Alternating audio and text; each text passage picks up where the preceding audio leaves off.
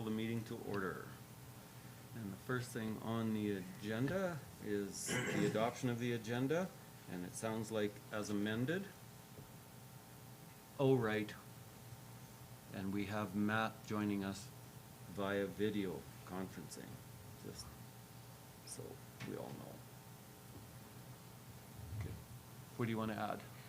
Under closed financial matter, FOIP section 25.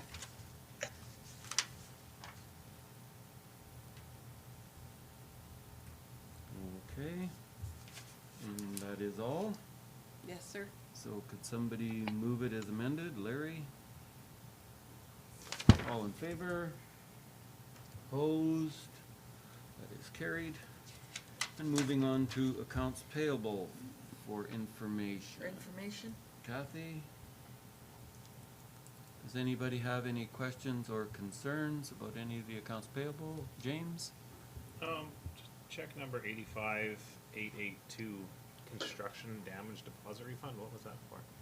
So we normally, if someone's doing construction on a house or a project, we'll take a damage deposit to ensure that they keep the roadway and the boulevards back to repair. And if they break the sidewalk, we have money to fix it. That kind of stuff. Okay. Any other questions from anybody? Seeing none, all in favor? Opposed? That is carried. And then cash and investment summary for information. James. James? Any questions or concerns? Seeing none, all in favor? Opposed? That is carried. Then moving on to 2, we have delegations. We have Derek Taylor from KPMG here to enlighten us with the audited financial statements. Welcome, Derek. Thank you. Thank you. I appreciate it. Appreciate the opportunity to be here this evening to take us through the audit. I apologize for those of you who had to hear me earlier, but whenever an auditor gets together with those charged with governance, we're required to go over certain things. So, so some of the people can kind of have a nap here for the first 10, 15 minutes because it's kind of the same story as earlier.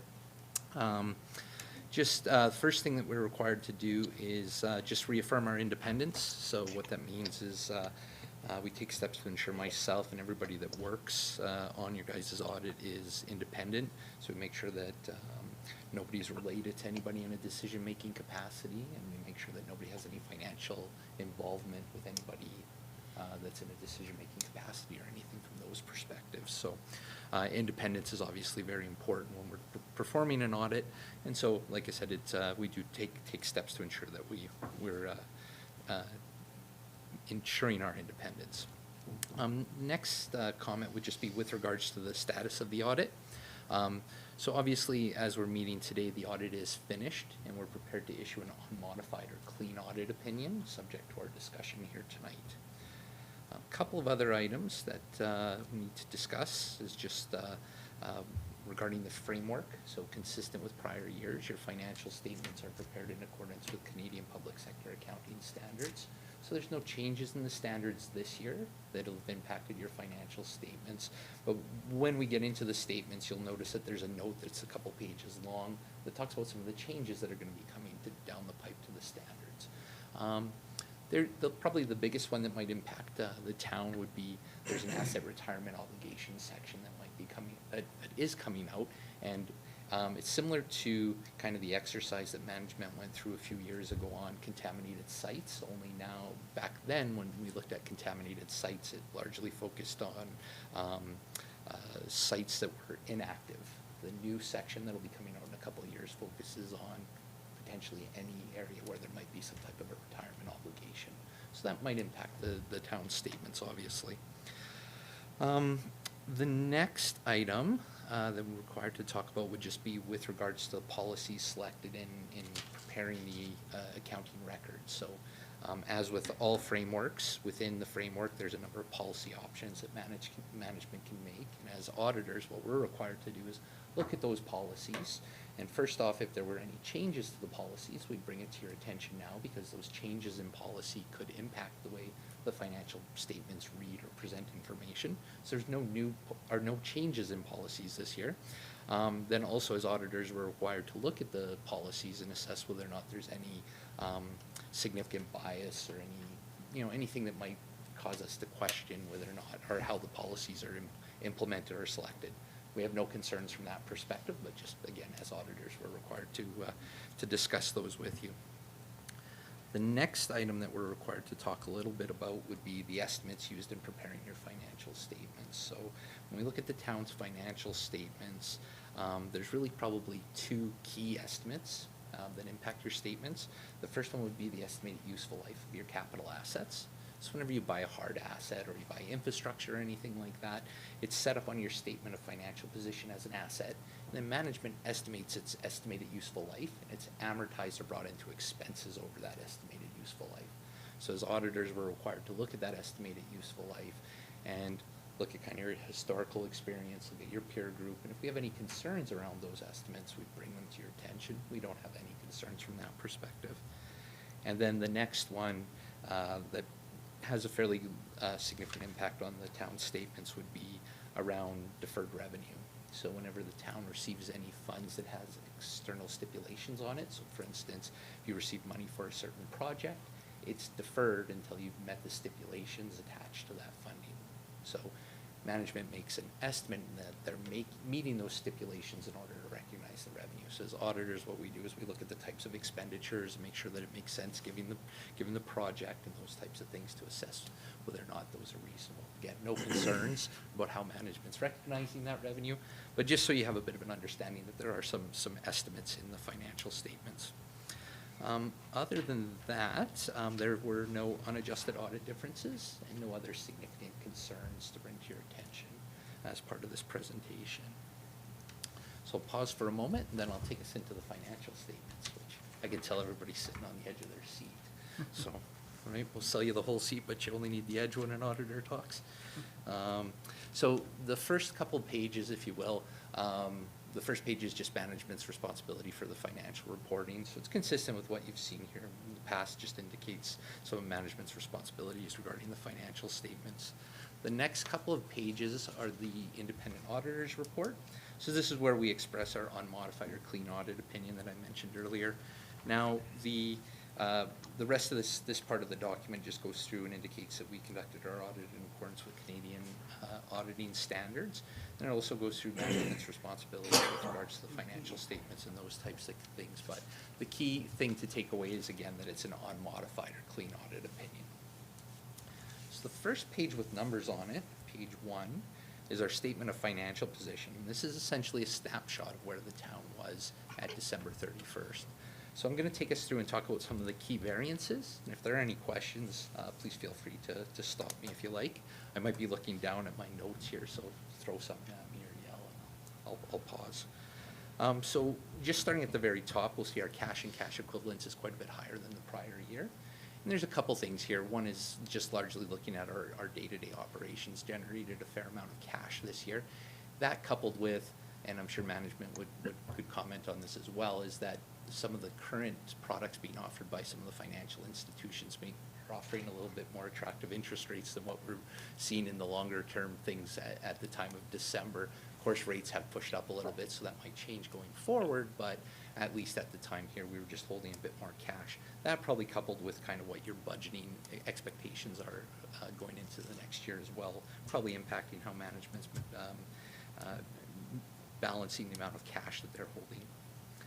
The next item is our trade and other receivables. We see a bit of a decrease from that prior year. Now, what's happening here is in the prior year we had some grants that were receivable. We don't have nearly as much this year. So just that, of course, impacts our cash as well. So just a bit of a timing difference as to when things are received. Next step down, just our taxes and grants in place. Very consistent from the prior year, down a little bit. This is gonna be just as a result of your collections and things being a little bit more current this year. Loans receivable, we see a bit of a decrease here, and this is just our regular scheduled repayments. We'll talk a little bit more when we get into note 5, but largely here we see like there was a fair decrease in the golf course loan and those types of things as those repayments come back. We see our investments in marketable securities, a little bit of a decrease there. Largely that's just a timing difference as to when investments had matured and had not yet flipped over, and so we were just holding a little bit more in cash than what we were in our longer term investments. Then we look at our land held for resale, pretty consistent, a little bit of sales being reflected there. And then our other inventory, very consistent with the prior year. You guys don't really change that amount too much from year to year. Overall, we see our assets go up just a small amount from the prior year. And again, that's just reflecting some of those changes in our cash position. Moving down to our financial liabilities, we see our accounts payable decreasing a little bit. A lot of this has to do with just timing.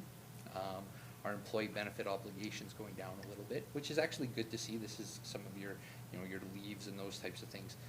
It's good to see that coming down. A lot of organizations have seen those amounts kind of increase up over the last few years as we've kind of worked our way through the pandemic.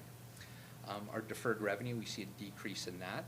And that's, again, one of those estimates that I spoke about earlier, where management has received money and there's stipulations attached to those grants and those types of things. So the amount that's deferred or where we haven't met those stipulations is down from the prior year. Then we've got our long-term debt, that decreasing by just our regular scheduled payments. So overall, we do see a decrease in our liabilities. The next line below that is a subtotal called our net financial assets. And so for municipalities, what that means is if you were to take your financial assets, would you be able to cover off all of your financial liabilities? So you guys are in a situation where you are in a financial asset position. So what that means going forward is you guys have a bit more flexibility than perhaps some of your peer group. If you were to look across Alberta, a lot of municipalities see themselves in a net debt position. When a municipality is in a net debt position, it doesn't necessarily mean that the organization's in a liquidity crunch crisis or anything like that. All it just means is that they've decided to earmark future revenue streams to cover off debt and those types of things. So when we look at where you guys are now, you've got a bit more flexibility than you would be if you were in a net debt position, obviously. Then we move down to our non-financial assets, and these are kind of our hard assets, various other assets that we consume in our day-to-day activities. So we've got our tangible capital assets, and we see a bit of a change there. Just what that is of course our investment in our infrastructure and hard assets, less that amortization estimate that I spoke about earlier. Then we've got a little bit of a change in our prepaid expenses and our inventories for consumption. At the very bottom, we have our accumulated surplus, and that accumulated surplus is essentially the residual ownership that the town has in its assets less its liabilities. So we see an increase there as a result of the positive operations that the town had this year. A little bit later, when we get into the financial statements, when we look at some of the notes and schedules, we'll talk about how that residual ownership is kind of broken into 3 buckets between your amounts that are invested in your capital assets, your reserves, meaning those amounts that you've set aside, and then amounts that are unrestricted, so amounts that are available for day-to-day operations without dipping into the reserves. So the next page is our statement of operations. And this tries to tell the story of what occurred financially throughout the year. So again, when we look at it, the top grouping, if you will, is our operating revenue. So overall, we saw an increase in that. A couple areas where we did see we saw some increases. We saw some modest increases in our municipal taxes. We saw a bit of an increase in our user fees, and sales, which again, for a lot of municipalities, we did see a bit of an uptick across those types of areas as we continue to move out of the pandemic and see a little bit more activity.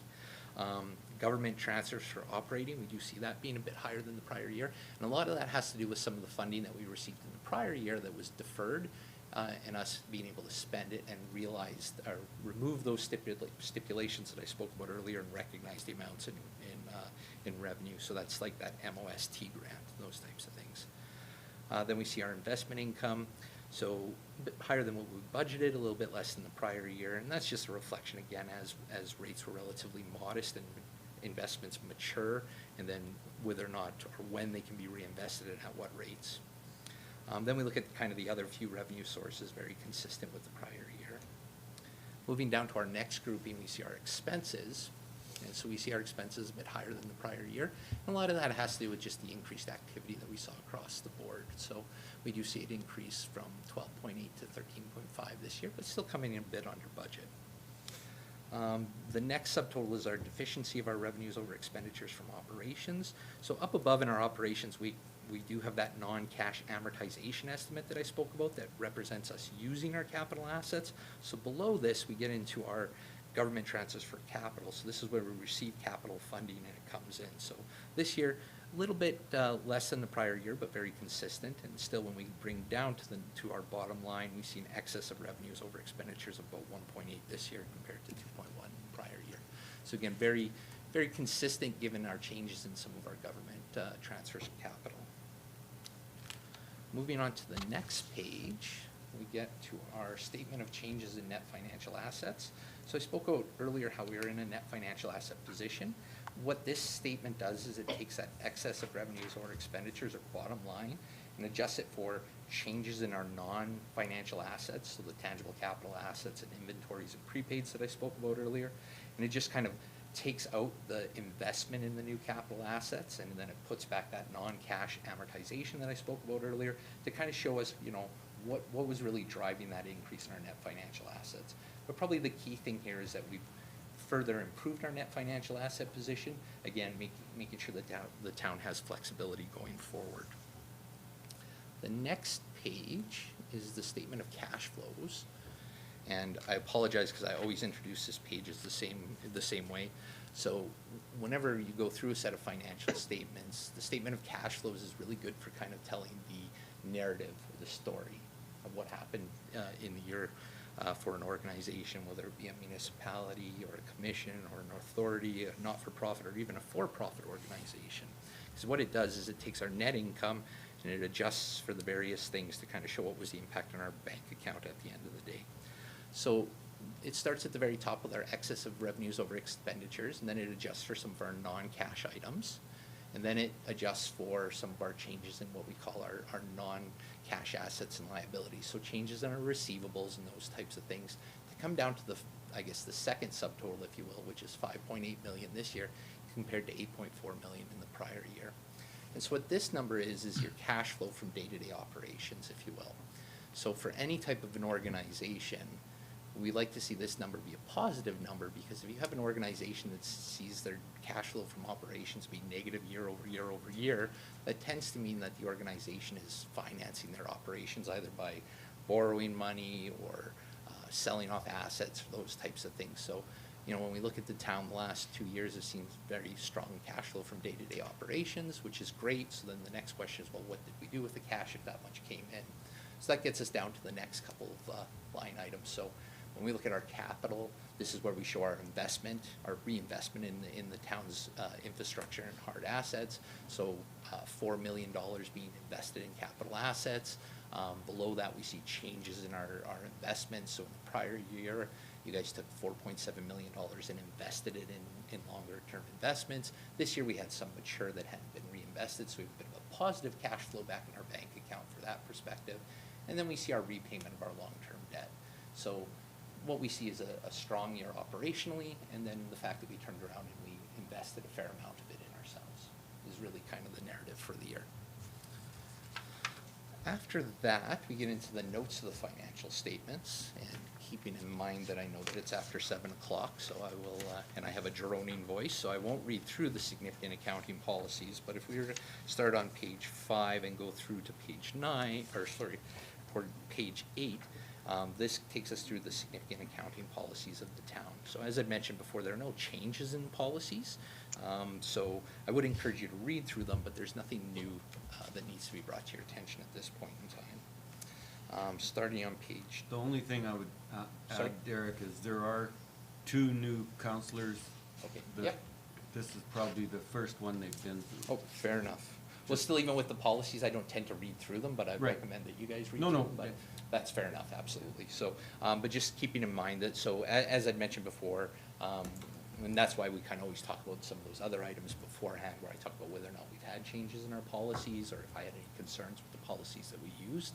So that I don't have any concerns, and there was no new policies. But essentially here, we've got our significant accounting policies, and of course we would if there were any changes, they'd be discussed in here, reflected in here. The policies that you have, that management has used are consistent. There's no concerns with how they were selected or implemented or anything from those perspectives. So, starting on page 9 and going on to page 10, talks about some of the significant accounting pronouncements. So earlier I spoke about the fact that the framework that the town uses is public sector accounting standards. And so these pages here talk about some of the changes that will be occurring within the standards over the next few years. So a lot of them have to do with financial instruments and how, depending upon the types of financial instruments, so read things like investments and those types of things, how they're handled, they may need to be at fair value. Now, if we look at a lot of the investments that you guys have, they're bonds and those types of things that are held to maturity, so they can continue to be accounted for the way they are. But some municipalities hold equity investments and those types of things, so those would need to be reflected at fair value and those types of things, so that can introduce some volatility on the financial statements, if you will. Of course, you guys aren't in that situation yet, but on page 10, there is some of the other pronouncements, like the asset retirement obligation one that I spoke about earlier, which could potentially have an impact on the town going forward. Starting on page 11, note 3, we get into some of the notes that start talking about some of the numbers that are on your statement of financial position and operations. So note 3 just talks about our cash, so largely the amounts that we're holding are in cash. We don't have any cash equivalents or anything like that, which we would need to disclose separately. Note 4 just takes us through some of our taxes and grants in place of receivables. So one of the things that we did see here earlier is just collection of those local improvements. So seeing a bit more collection there. Our current taxes staying relatively consistent, and that's having a bit of a decrease in the amounts that were held for arrears. So as I mentioned before, management collecting on those types of things. Note 5 talks about our loans receivable. So again, where we see some of our regular scheduled payments, including the large amount from the golf club. Note 6 on page 12 talks about some of our other investments, just showing our cost, which is the amounts that are reflected in our statements, and the market values. Sorry? Just talking. It's just giving me gears now. Okay. Yeah, about the golf course loans. He's out of line. Fair enough. I'll let you guys wrestle over that or argue about it later. He's got a hammer. Note 7 takes us through our inventory for consumption. So just giving a breakdown between our general inventory and our water supply. So a little bit more being held in our water supplies. So again, a lot of times this is just the variances here just depend on when we're purchasing items. Note 8 gives us a kind of a condensed amount for our tangible capital assets, just showing our net book value. There's a schedule later on in the back that gives us a breakdown of the cost less the accumulated amortization. Note 9 takes us to our deferred revenue. So it just kind of gives us a breakdown of those amounts that I spoke about earlier, where we've received funding but we haven't necessarily met the stipulations attached to it. Note 10 gives us some information on our long-term debt, so our tax-supported amounts and including amounts that will be repaid over the next few years. Note 11 talks about our debt limits. That's a required disclosure under DMGA. Note 12 is one that takes us to our accumulated surplus. So as I mentioned earlier, the accumulated surplus is kind of your residual ownership if you were to take your assets less your liabilities. And when we look at that residual ownership, as I mentioned before, it's kind of broken into kind of 3 buckets, if you will. So at the very bottom of the page, we talk a little bit about your equity and your tangible capital assets. So what that is the net book value of your assets less any debt associated with it. Almost want to think about that as kind of, if you were an individual, you think about that as your house less your mortgage, if you will. The second bucket, if we kind of look at the top part of the note, where we have operating reserves and restricted capital reserves, those are kind of the amounts that you guys have set aside for specific purposes. And then we've got our unrestricted, which is the 11 million there. And what that represents is amounts that you guys haven't specifically earmarked for projects in the future.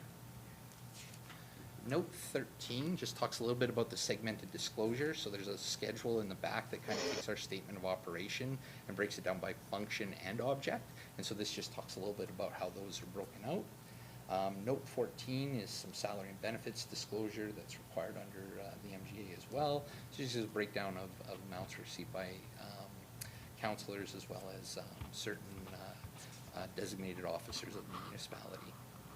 Note 15 talks about our local authorities pension plan, so it just talks about the fact that we participate in it, provides a little bit of information on the contributions that are made. Note 16 talks about some of the contingent liabilities that potentially exist out there. Note 17 takes us through some of our financial instruments and some of the financial risks associated with it. So this is a disclosure that will change somewhat under the new standards when they do eventually come here. But it just talks about the fact that we don't have any significant interest rate risk unless, other than what's already been discussed. It talks about the fact that we don't have any significant credit concentration, so we don't have any significant receivables from any individual. We believe there's any collection issues or anything like that. And 3 talks about liquidity risk. We don't believe we have any liquidity risk.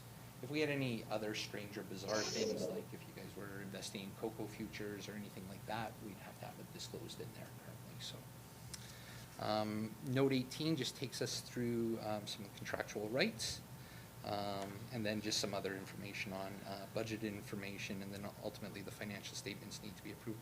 Now, the last note talks a little bit about comparative information. What has happened is, if we were to compare this year's statements to the prior year, you would notice that the bottom line and the net financial assets and some of those items and all of those items haven't changed, but there was a couple of items where there were some numbers that were grossed up.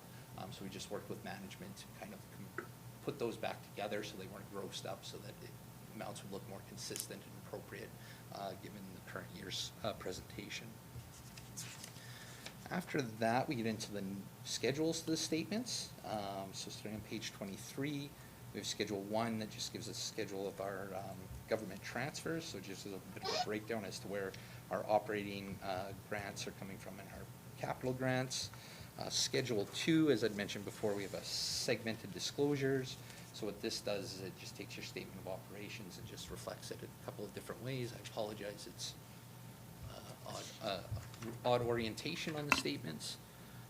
Schedule 3, so this again takes us back to the accumulated surplus. So that other note kind of gave us a bit more of a breakdown, but the best way to look at it too is that of those 3 buckets, they're interrelated. And so this schedule tries to show how they're interrelated. So when we purchase assets that fund over to the unrestricted out of our surpluses and then back over into our equity and capital assets, or for purchasing assets and funding them directly out of surpluses and those types of things. Schedule 4 takes us through the schedule of net municipal taxes. So this shows us our gross levies less our requisitions. Schedule 5 on page 27. So again, the statement of operation shows our expenses by function. Schedule 2 shows them by function and object. And then this page here shows our expenses just by object. So again, giving us just a bit more information as to how we can break down how the expenditures were incurred.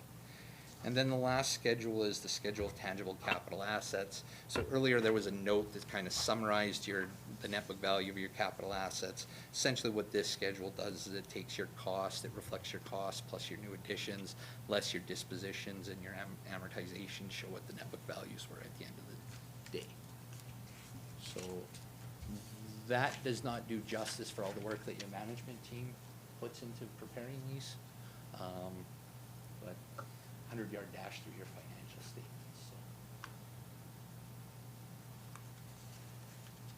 So. It's hard to go through a whole year in 45 minutes. So. That's okay. Derek, I have one question on number 14. Note 14 or? Note 14, yeah. Okay.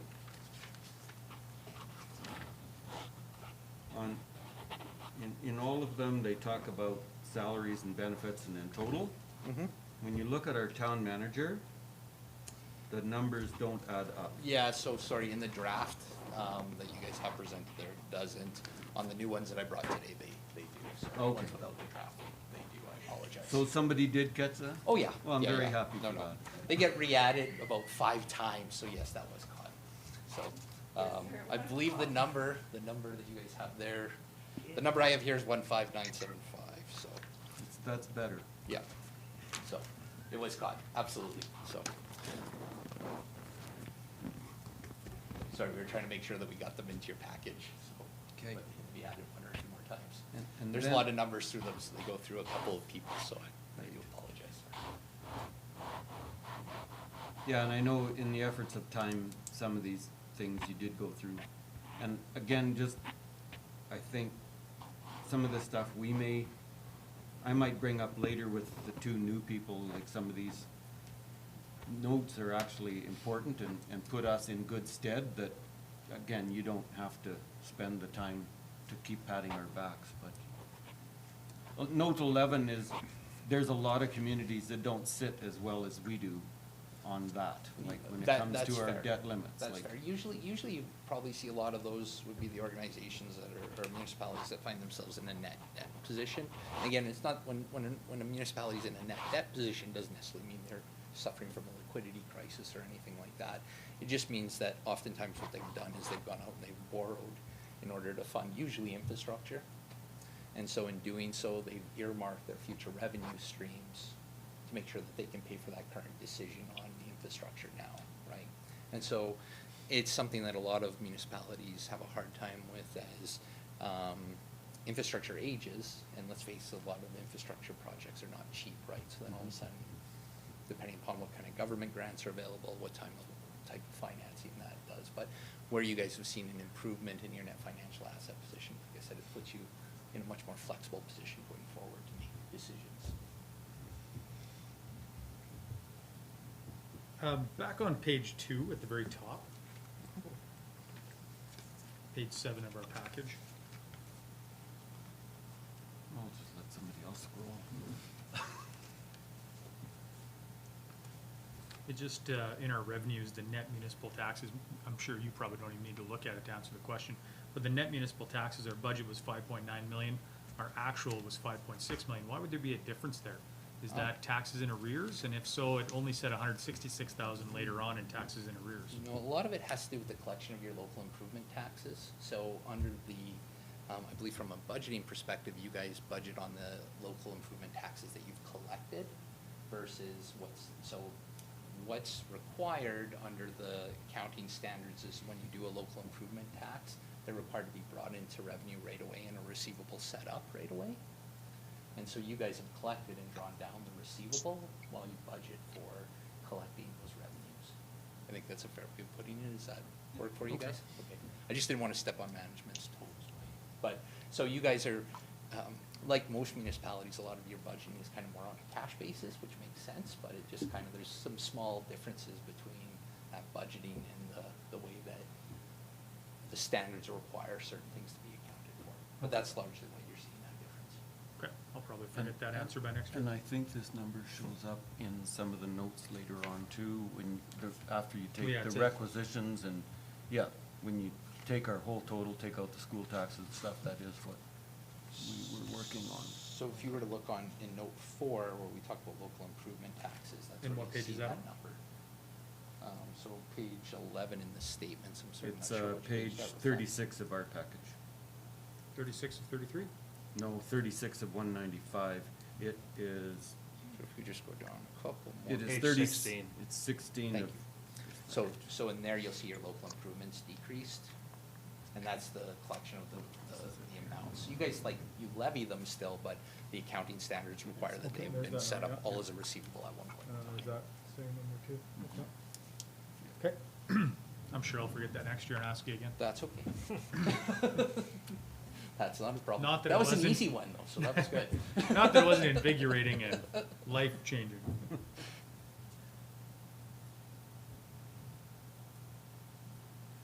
Does anybody else have any questions of Derek? I think that answered. Does anybody want to go in camera to ask any questions of Derek?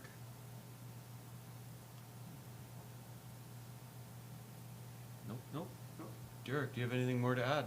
No, just we appreciate, obviously, management's assistance in helping us get through this, so. Okay, thank you. Thank So are very you much. gonna give us a very, very brief on the landfill? Cause I know you've done it to the landfill authority. It is in here as a Can if you B, but, want to. but I if- just gotta go grab a set of statements. well, either that or you don't have to. I don't know. It's in here. Get a motion to approve. Well, we will, I just didn't know if we were, I'll make the motion to you, Chris makes the movement to approve and sign approve and sign. the Redcliff financial statements. Does anybody have any more questions? All in favor? Opposed? That is carried.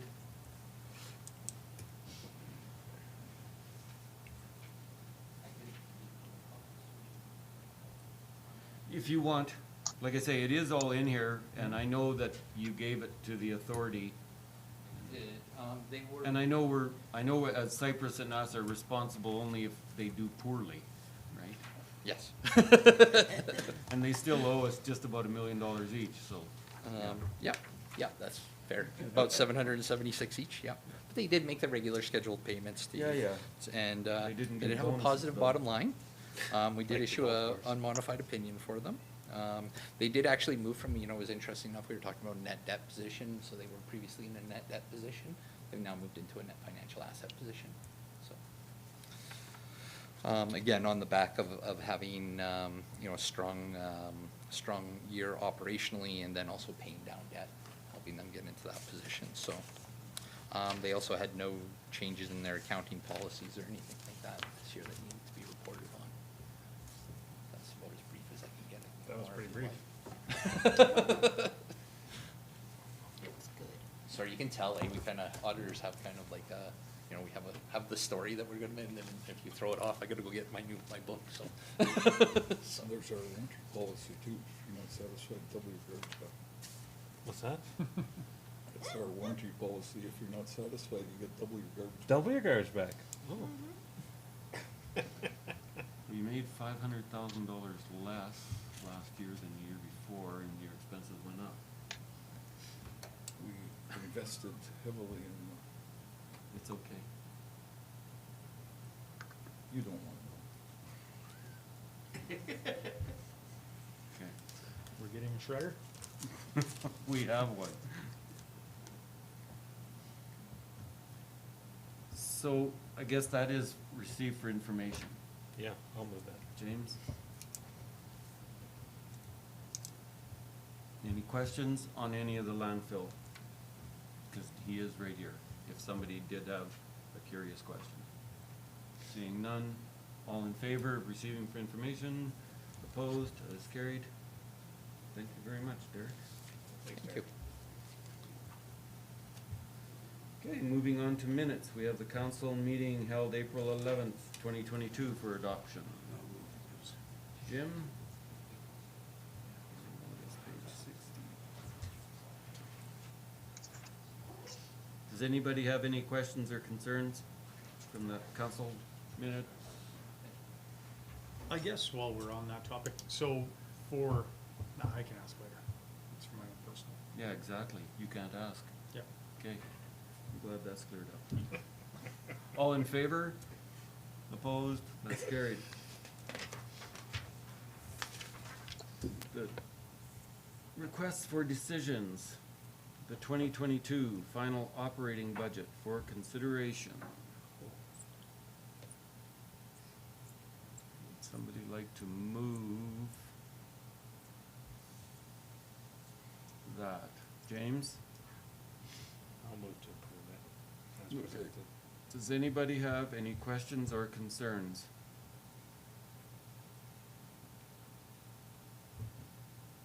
Is there still no talk back about the government of who's gonna cover the RCMPs, or is it on us for sure? Well, in our budget, we have I know. half of it, right?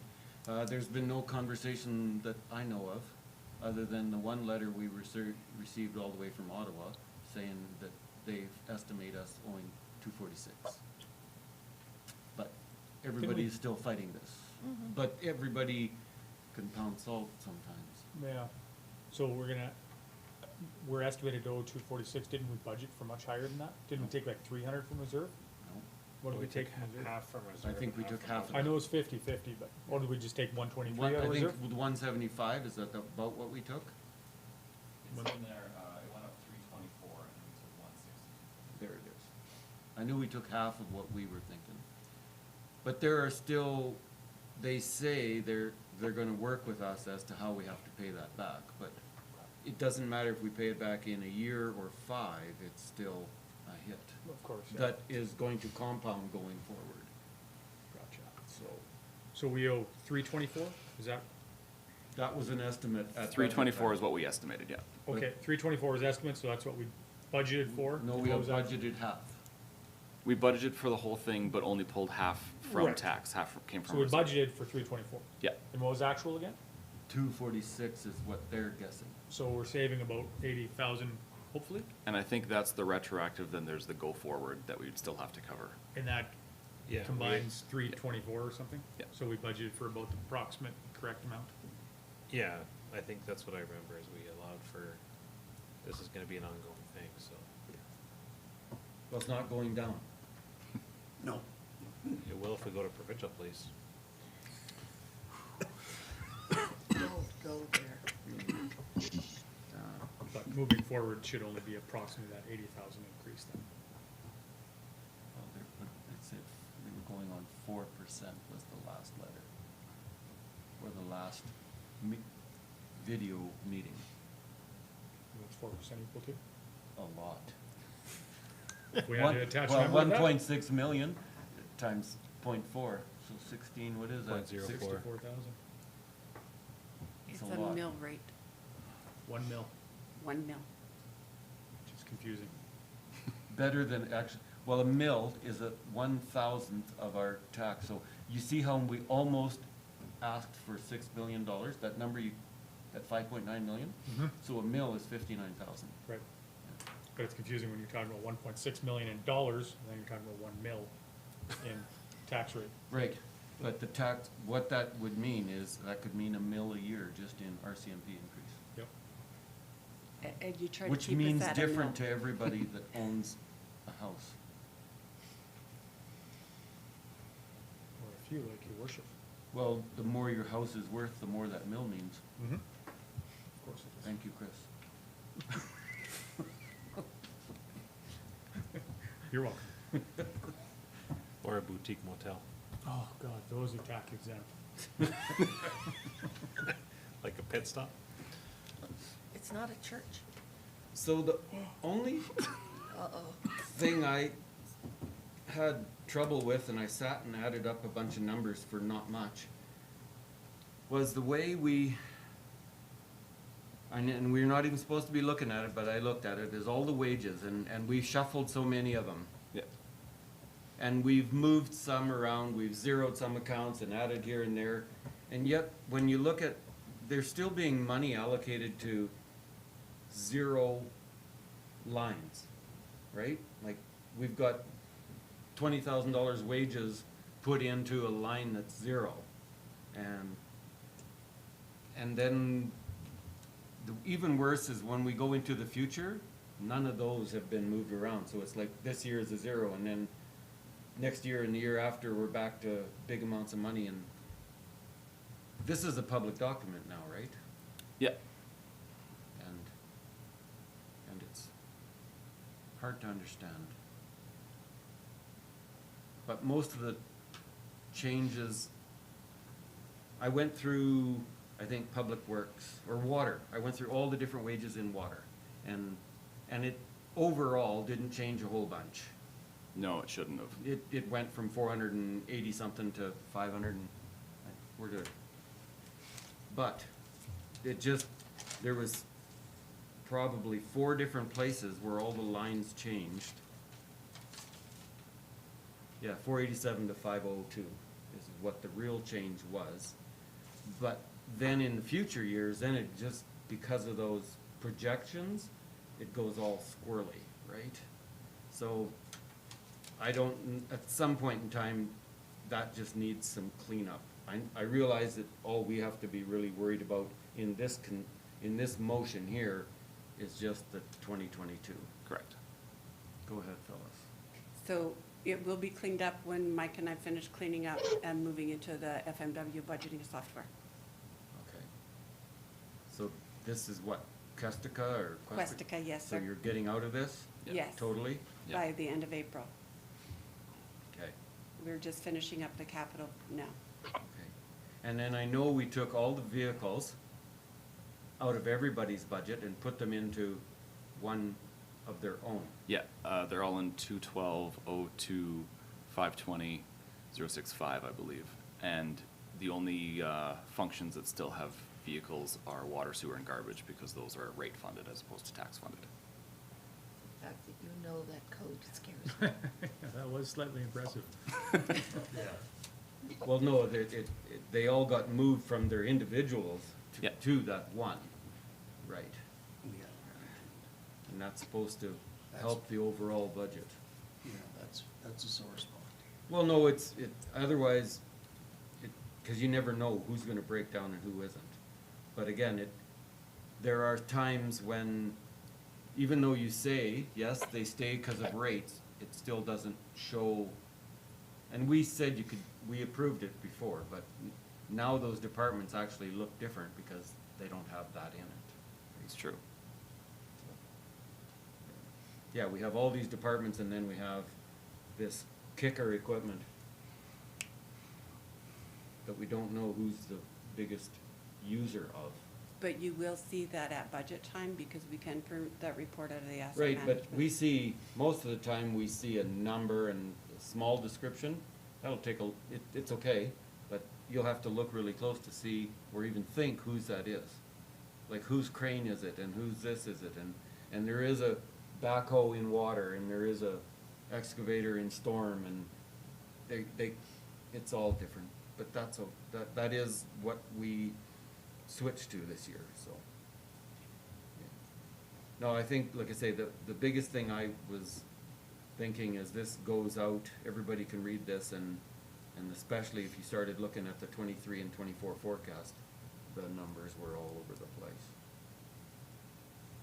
Okay.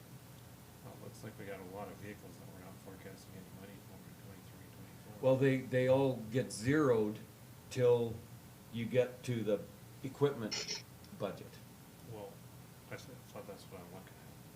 What's the equipment one? 212, 02, 520, 065. That's not what I'm looking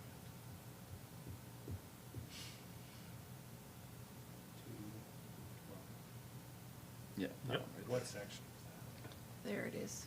that? Oh, that's what I. The oh, actual's no. under 2022, and then the budget under 2022. Okay, that's not what I'm. See, it's just one line now. 12, But every vehicle that you saw zeros in got moved into that. You know, we used to budget 1,000 and 1,500 for every vehicle, and now it's budgeted at Well, that then- 135. What was down at the very end, the section that Can was. I explain the sheet to James? Yep, go ahead. So James, in the Quastica program, if the line has zero, but it had something in previous years, it still has to show up on the report. So it'll Okay. show the 2020 and the 2021, but 2022, 23, and 24 will be zeros. But the 212 number has changed to 135,000. That was zeros in 2020 and 2021. So I'm looking at section 7265. So 72 is recreation, so all of those That's recreation. all different. That, they've all been removed and put up into 12. Oh, okay. So the That's only- why there's all zeros. Yeah, Yeah, so the they're- only functions that are still there, you're gonna see in 41, 42, and 43. Which are utilities. Yeah. Sorry, a little slow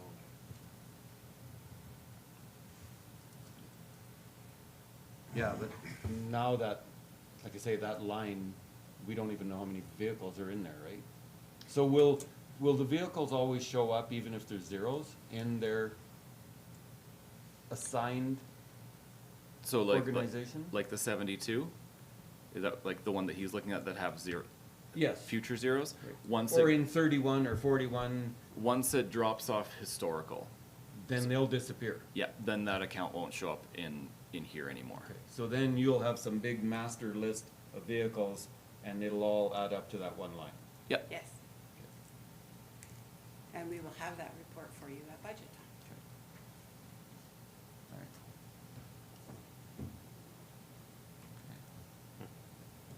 So, everybody read the first couple pages that basically said what's going to happen here. The highlights of it? Yep, the highlights. Okay. Does anybody else have any questions on this budget? So once we approve this. I did have one question, sorry. Go ahead. So at the very first line, main budget, it shows that, yeah, oh, no, down, no, back up. Page 3. Okay. Yeah, right there, so main budget, says expenditures 20 million, blah, blah, blah, revenue 16 million for a net of negative 3.7 million, is that because That's- of government transfers? No, or- that's the unfunded amortization. So we don't budget for amortization, otherwise we'd have to raise that much more in tax every year. Yeah, Oh. we've never funded that. No. Okay. Okay, Because that's a estimated number. right, But it is a number, I guess, for the two new people. By not funding that, that means down the road, if we go to replace some things, we'll have to pay for them because we're not funding them. yeah, as- we're in Pay for the, the bill. Yeah, So we fund them in other ways through another account in here called contributed to reserve. So we put $500,000 towards a new water treatment plant every year. That is in lieu of funding amortization. So it's partially funded, but through a different account. right, okay. we actually do a double, we're paying off a debt of 500 and putting 500 away or something like that, right? I thought it was less than that. so. No, it's a full, and then there's actually, yeah, that's just for the new one, because there's still the water replacement reserve of 120 or 140 that we contribute to too, that's for the water lines and, yeah, so there's a lot. There is a lot that we put into reserves, but we don't fund absolutely every asset we have We're in planning for a reserves, lot for and the this future. is the shortfall, Yeah. Right, basically. In a nutshell, that's the shortfall. So this in year we're what losing we- $3.7 in what we million put reserves on- away for and what we don't. yeah. Hmm. Like, we don't put reserves away for an arena floor, so when we do it, we have to pay for it. Yeah, quite a bit. Yeah.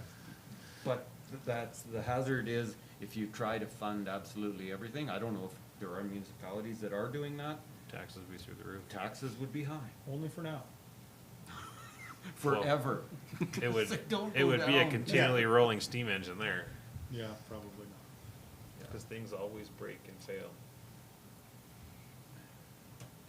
Okay, that makes sense. That was So- the only major question I So does anybody else have any questions? Seeing none, all in favor of approving the final operating budget? Opposed? That's carried. Okay, B, tax recovery reserve bid and auction.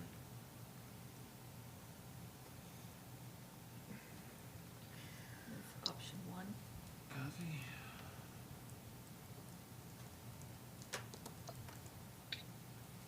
Question, James? Can I ask a stupid question? Yep. I read through this twice, because the first time I read through it, I was like, I didn't understand anything I just read. And then the second time I read through it, I still didn't understand anything that I just read. So, can someone explain, because to me. That's the- why it doesn't like you. the way that I read this is there's 4 lots that people haven't paid their taxes on, so we get to sell them. That's the way my brain interpreted Yep, it. That's Yeah. exactly That what is it is. exact- Okay, so I did read it right. You got that bang on. Okay. There's more than 4 though, isn't it? Well, I don't know, there's 4 line items here, so there's a 4 few civic, lots. 4 civic addresses. Yeah. Yeah, there's The rest are all just comparisons 2, 4, to 5, find the 6. worth Oh, yeah, right. of the subject line. 6 lots. Right. So I guess tax, if you are behind 3 years in your taxes, the MGA says that we can offer it for sale at a A fair market value. at a fair market value That's what it says price right there. on Yeah, a that's given what I day that read. we have to advertise. If they don't pay their taxes by that auction day, it is up for sale, and anybody can buy it for that price. Oh, If nobody buys it, they get to just- keep their house. we just well, they stay in it, and Yep. we technically have possession of it, but it's They have squatters' rights. It's kind of.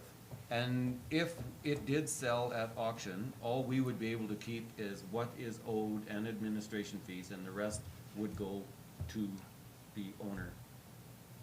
Usually what happens is if they're mortgaged, the bank usually Yeah. Gets the straightens money. out.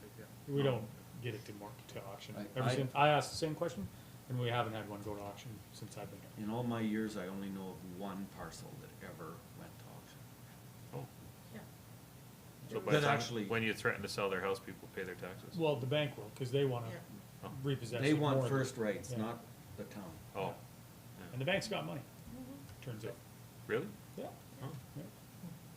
We never had would've known that. a couple of years ago that came down to the 11th hour, but Oh, really? that was that as close? close as it got. Well, I think some have gone past today even, but nobody bid on them. No, I haven't seen one sell ever. Because last year we did have some that made auction day. Yep. But nobody bid on them. No. Oh, okay. So it happened. Go ahead, Phyllis. Can I clarify that not everybody or anybody can bid on them? Because you guys and we guys can. I was just gonna say, it looks like an inside track for cheap real estate. Yes, that's why It's you not can't. cheap, it's assessed value. Yeah. We should be allowed to. So you have to bid assessed value. So friends of ours can buy them. Please, sir, all I know is that the MGA says you can't and we can't. We as staff can't and you can't. Okay. So there you go. There you go. No more new real estate for James. Okay, And any here I other? thought I was gonna any- get away from Any Chris other Howells. questions? Seeing none, all in favor? Opposed? Kathy made the motion. Did you have another question? No, I just was curious as to what the motion was. Oh, because Kathy I- made option one. Okay, yeah, I'm in favor of that. All right, C, I was like, I We don't know uploaded what's going on. anyway, so. rectangle skate park, pool, playground zones for consideration. Hmm.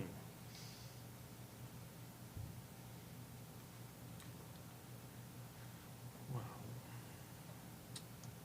Chris? I'll make option 4. Option D? Oh my gosh, please, please. What Cool. page is that on? 3 of 6. Oh, I just went right past it. Oh, I got 2 of 6. 157 probably for you. Yeah, option D or option 4, they're the same thing. Suggested motion 4, how's that? There you go. Okay, Chris moves option four. Is that because you have to drive down Main Street to get home? Partially, yep. But my thinking for that is we don't have any stats, we don't have any proof that there is a problem there. Like it mentions in here, council feels that traffic is going too fast. Well, that's not proof, that's not stats to me. We have a stop sign there already, that already inhibits speeding traffic. We got the bump outs, that inhibits it some, a little bit more, the ever popular bump outs. If we put I know there are some people in town that want the stop sign, the bump outs, and a 30-kilometer-an-hour zone there. Not saying this is a unanimous thing, but if we put the 30-kilometer-hour zone there, I think it's gonna make the bump outs even less popular. 'Cause what are they doing there then? No. I feel that we should have it. Yeah, I didn't think it'd be unanimous, and that's okay. Yeah, I was gonna say, I respectfully disagree. Cause I know, like, there is the stop sign at Third, but I've seen people make it to 50 kilometers an hour before they get past my house, assumedly speed, like, cause there's people that come around the corner and hammer down with their big diesel trucks and A their lot of motorbikes, and I'll be honest, I've sometimes scared my kids playing in my front yard. And there are a lot of kids, and now, whether kids are running out and if it's a problem, I don't know. But the fact that in the summertime, especially last summer, that was a very busy area. In the wintertime, not so much. I do agree with Dwight on wintertime. that, right? Yeah, of course. But you can't really do a seasonal speed zone. No. And, you know, like with the road being so narrow, is 30 kilometers an hour really that big of a hindrance? Cause I know, like even on Fifth Street, if I'm doing 50, I feel like I'm flying because you get traffic on both sides, a narrow road, and so, You're right there. I unconsciously drove down that street today, and then I consciously looked down at my speedometer, and I was doing 40, and that was plenty fast enough. Yeah. That was plenty for me. But you said a lot of guys will get up to 50 rather quickly. That's just an assumption, but they hammer down, right? Sure, so, and of course, it's just your opinion, it's not fact, it's not Exactly. stats. But in your opinion, does it happen enough that it's a problem? In the summertime, I do believe so, yeah. Okay, well, that's your opinion, that's Yeah. okay, I asked for it. Yeah. Okay. Yeah, and so I would be in favor of, option A and actually reducing. I looked at the map and I think that it would be in best interest of the kids. The next map, that one, yeah. But that's just my opinion. Of course. Matt? Oh, hi, Matt. Hello.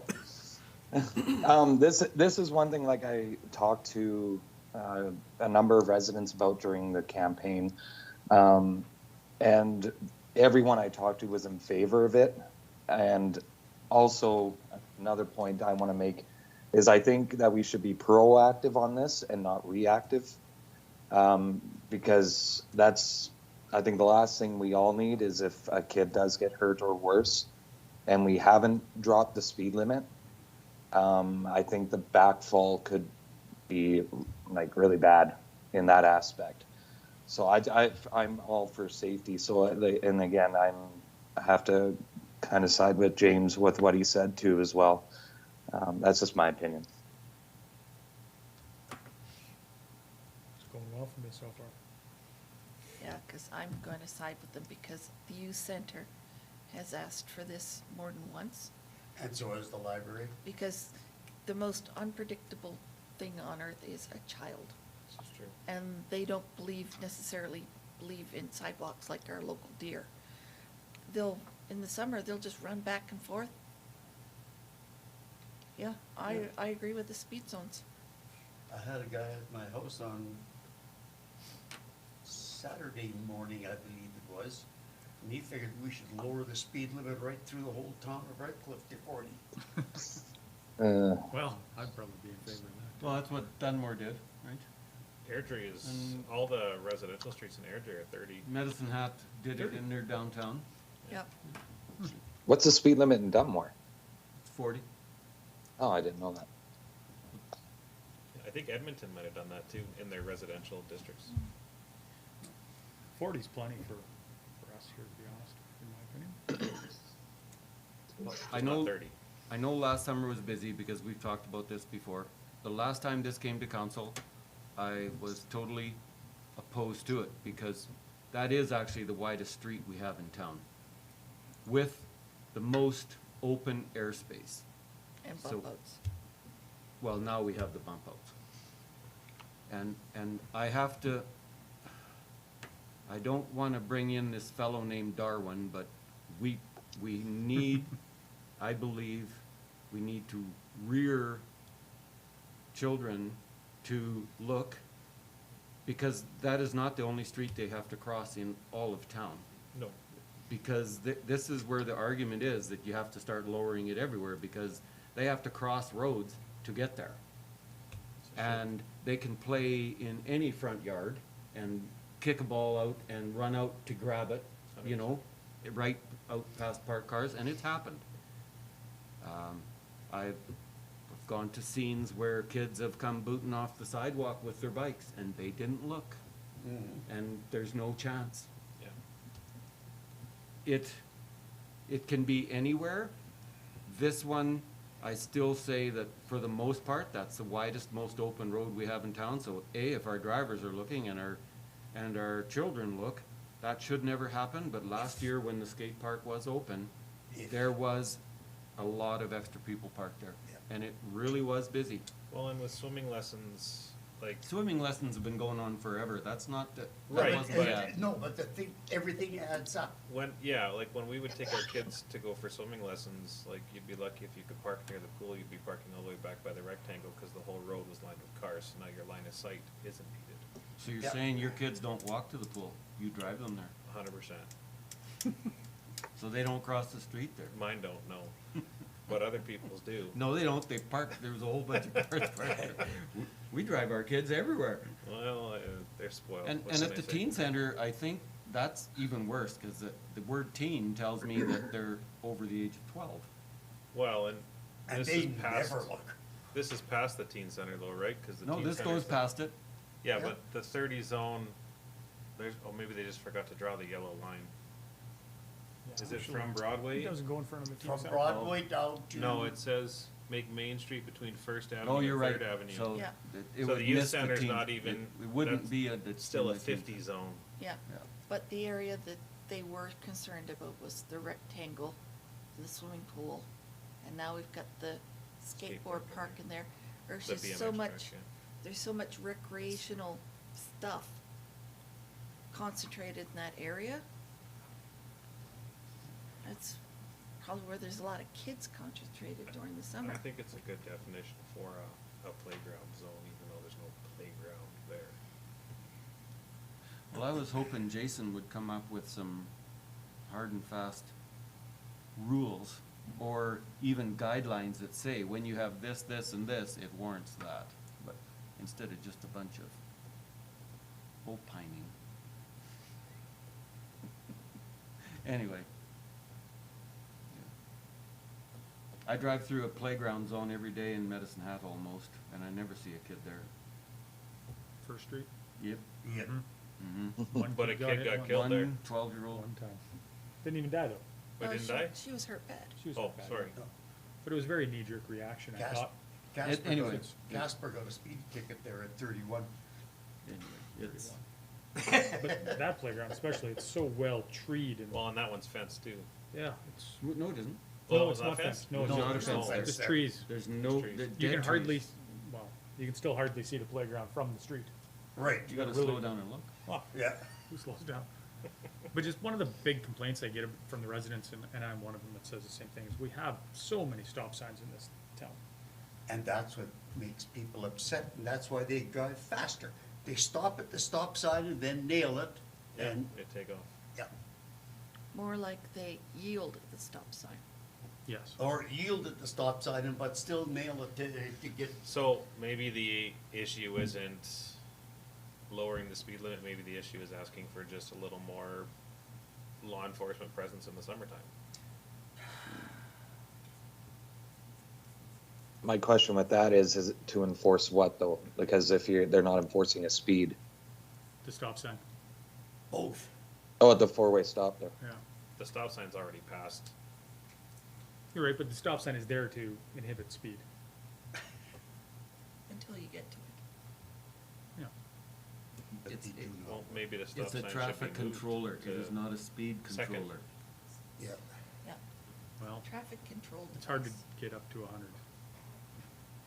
Anyway, On my motorbike, I can get up You to drive 100. everybody's had their say, cause we just, The horses beat. Chris moved option number 4, so all in favor? Opposed? That is defeated. Is that 5 wrong, people? Okay, I'll make the motion for option number 1.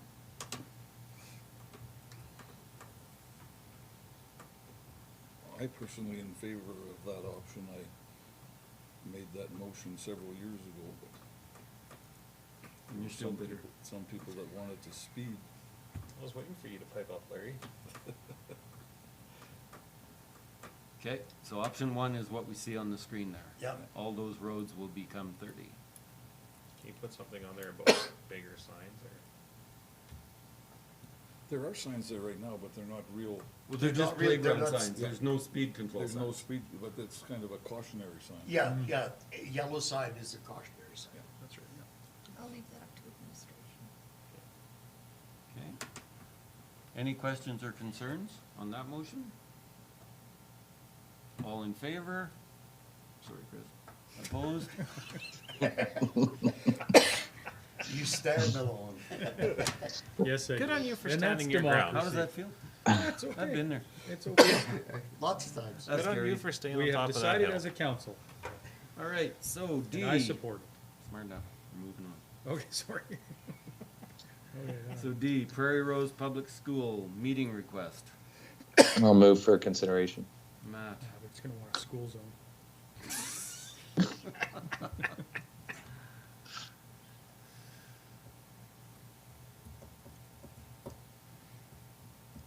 Does anybody have any questions or concerns?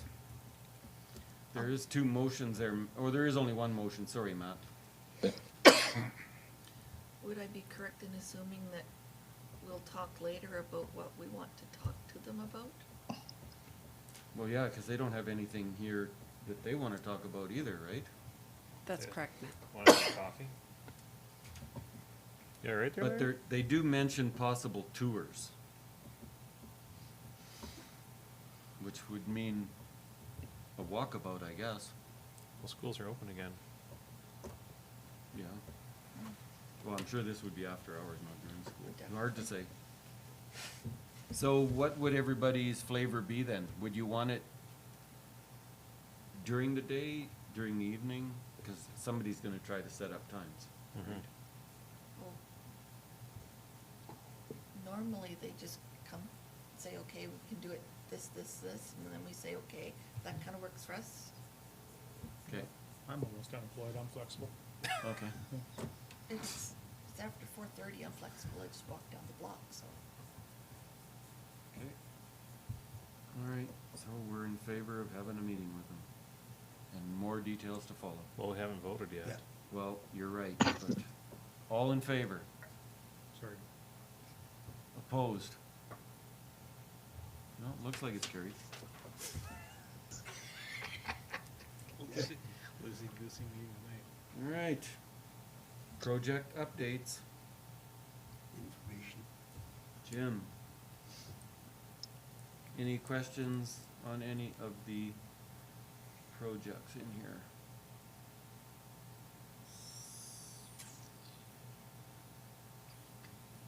Yeah. I still get confused with these charts. So dark green means it's done, right? So for the River Valley Washroom, have we purchased a, concrete cabinet? Yes, installation's anticipated for August 15th. Right for the end of summer? Mm-hmm. Cool. And I guess the question I would have, is there any known start date on the pool roof? Because we want that done before the pool opens, right? Yes. Would be a good idea. Because the time frame is actually has actually moved into when they could be working, right? It's tendered and done, so the holdup is probably not us. We gave them 50% of the money. I know, I'm not bringing that up. Do you know? On Thursday of last week, I was told that they're still waiting on materials. Shingles or plywood? Those details I don't have. Both. Okay, I'll follow up. thank you. You haven't It ordered. just, anyway. Okay, Jim moved information. Any other questions? All in favor? Opposed? It's carried. And then council important meeting and events. Larry, you got one? Larry moves. So, National Public Work Week, I declared that 15th to the 21st. Apparently in the bylaws, I can do that all by myself. Can you imagine that? Wow. And Jason brought it up, the new guy. Already I have to sign things, so. Look at him sitting on his high horse over And there. then, May 29th is National Accessibility Week, so we won't hold any meetings downstairs.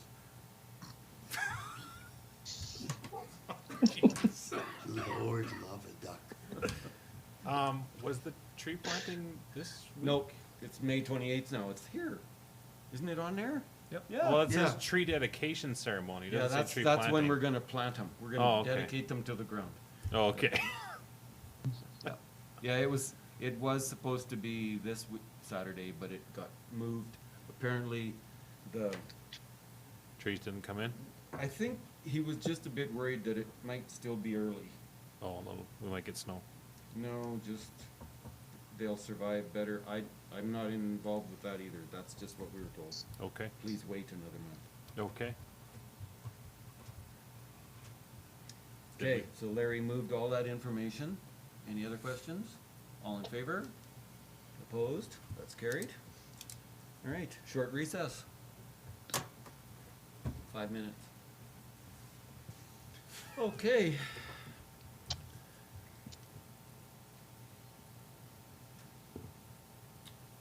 Go for it. You wanna That's make the a only motion, one. Larry? I Yes. don't get to make motions. I will move option number 2, or, yeah. Yeah, Motion motion number, number two. motion number 2. Motion number 2. Larry moves motion number 2. So I'll be the bad guy. They won't be beating you up again. Oh, Well, this board is much more understanding, so it's okay. any questions or concerns? All in favor? Opposed? Carried. What would you wanted, your worship? It's okay. I would have been okay with just, charging about what we think it would cost, and if it was more, then they'd get a good deal. But this way is fair too. I'm not gonna worry about it. We might have overcharged. I don't think we were overcharging them.